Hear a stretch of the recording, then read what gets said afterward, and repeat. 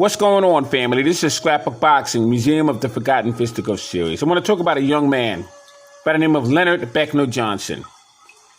His name was Len Johnson. Now, on October 22nd, 1902, Manchester, United Kingdom, Len Johnson was born. He died September 28, 1974 in Manchester. He was 71 years of age at the time of his death. He was a middleweight who stood 6 foot 1 inch, and he had a 74.5-inch reach. He had a manager by the name of John Bull. He had a total fight career of 135 bouts, 95 wins, 36 knockouts, 33 losses, and he was stopped a few times. He would have 7 draws, fought from 1920 to 1922. He was in there with a man by the name of Tiger Jack Payne. And I tell you this story because it's an example, a prime example, of what many fighters had to go through. But it turned out to have a happy ending.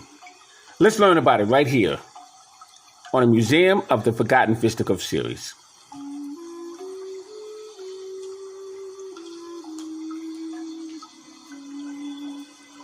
Now, Len Johnson was an African-American fighter who had his first fight on Saturday, April 17th, 1920.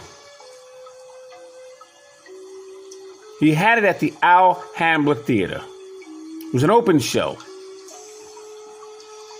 Now, that theater has a bit of a history within its own.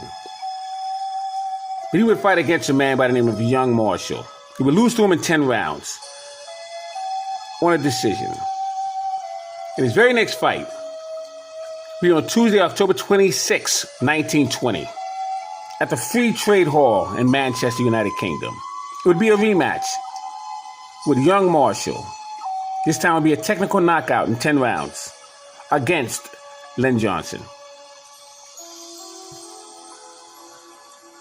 Now, Young Marshall would end his boxing career on November 14th, 1921. It would be at the Carr Road skating rink. It was over Young Shock Rocks. 6-round decision. You see, Young Marshall's final record was 3-0. He was a referee by the name of W.J. Farnell. I have stories about him as well. Another video. From January 1st, 1921 to February 1st, 1921, Len Johnson goes on a 2-fight winning streak over Jerry Hogan, 3rd-round knockout, and Harry Johnson, 2nd-round knockout. Now, Johnson would then lose on a Tuesday night, June 14th, 1921, against Jack Royal. This was in St. George Hall. It was in the United Kingdom. 10-round decision, welterweight contest. Now, Len Johnson was actually a middleweight, but he would grow from welterweight into the middleweight division. He would face Billy Pitchard, called the Slaybridge Chester. And he would fight in Chester, United Kingdom. They called him the Slaybridge Postman. He had total bouts of 32 fights, 10 knockouts, 15 losses. He was stopped 7 times and had 8 draws.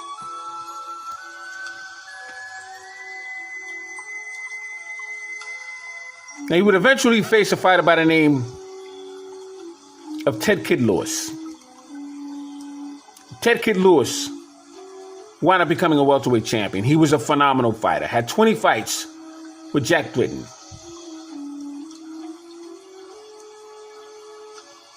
But Len Johnson would also be in the ring with Leo Johnson.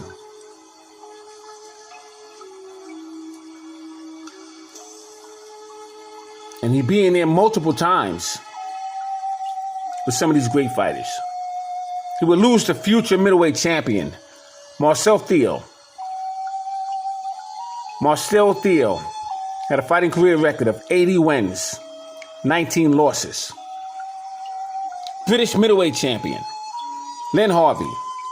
Phenomenal fighter he was. He had a fighting career record of 105, 8 losses. 8 draws. It was 105 wins. Jack Enstein, 107. 40 losses, 57 knockouts. He was stopped 10 times. Had 107 wins. Eddie Pierce, 65 wins, 26 losses.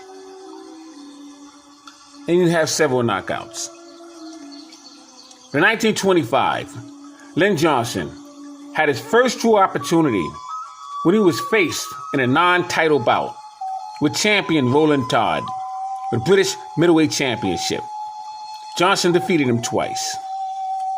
Those 2 fights were non-title bouts because of the color line that would be drawn during those days.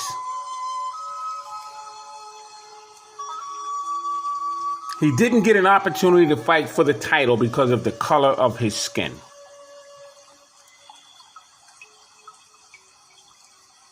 And it was because of the Rule 24. That was a famous rule.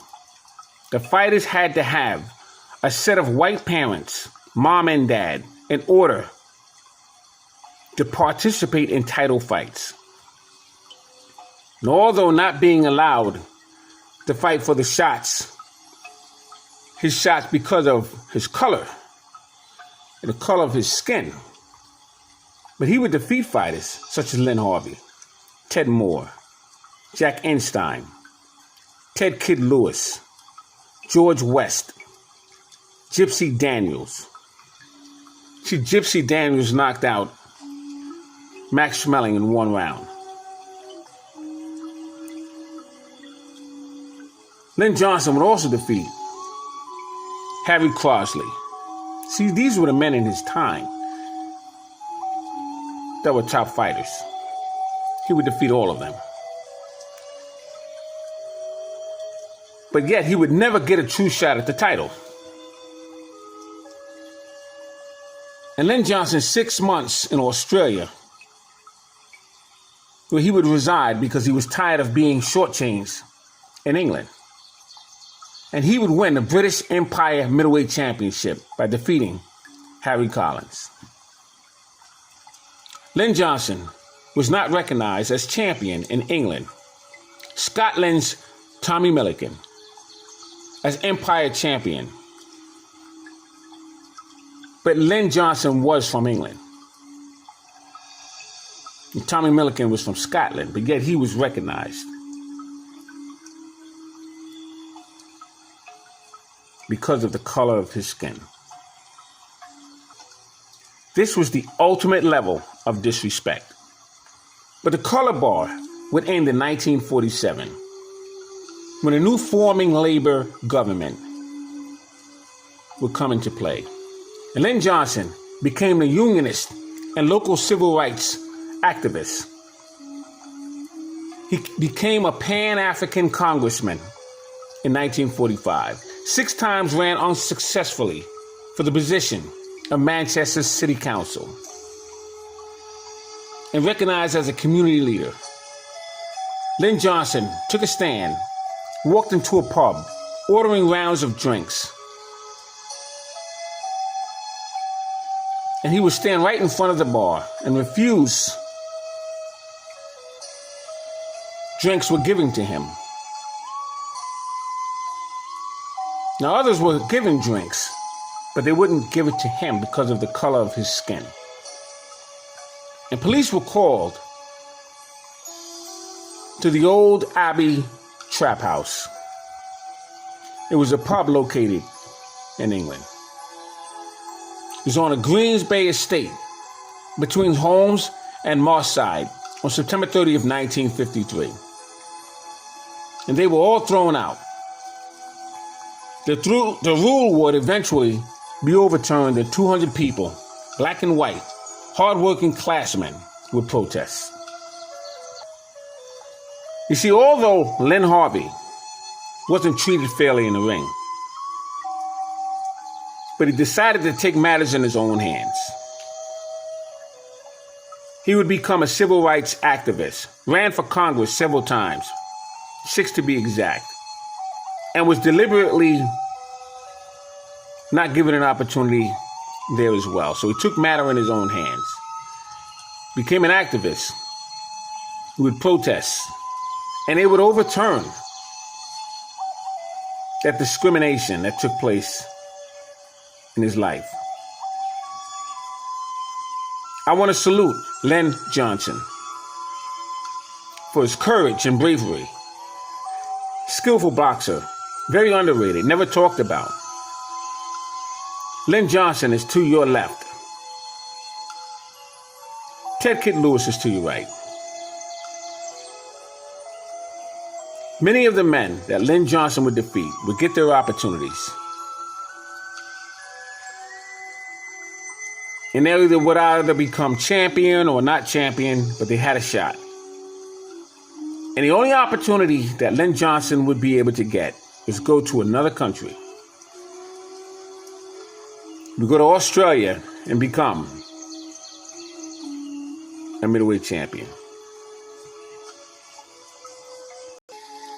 Now I wanted to show you some fighters who would get opportunities. These are all fighters from Europe. Fighter by the name of Peter Kane. Phenomenal flyweight he was. Dynamite flyweight. Became champion. But he had an opportunity. Look at a fighter by the name of Ernie Roderick. He was a British welterweight champion. He'd be in the ring in 1939 with Henry Armstrong. Armstrong would go over to his country and defeat him. But he got a shot.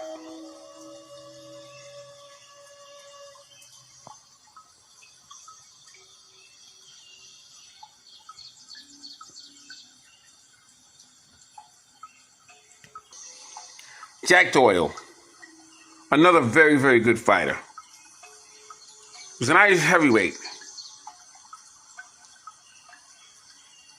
But he'd get a shot as well.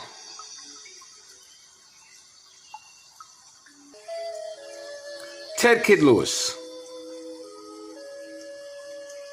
who was an ex-welterweight. He was a British champion, and he would get his shot with Jack Britton. Jimmy Wilde, a Welshman, flyweight.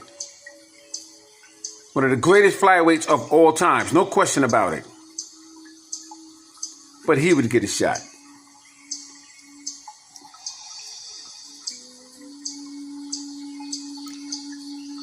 Peerless Jim Driscoll, ex-Welshman, featherweight, ex-British and world featherweight champion. He would get a shot. Freddie Welch, he also would get a shot. Ex-British world champion, the lightweight division. He would face Benny Leonard and others. He was a dynamic fighter, but he got a shot. So it just makes you wonder, how many shots that black fighters would have gotten, how many more champions you possibly would have had.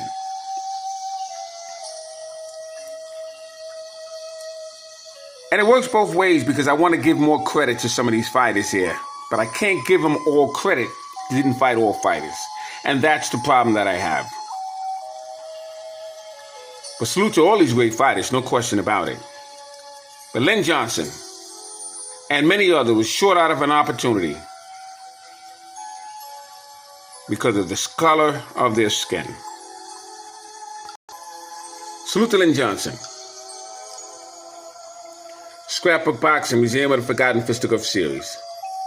Stating all great fights and all great fighters will never be forgotten on my channel. Thanks for hanging in there with me.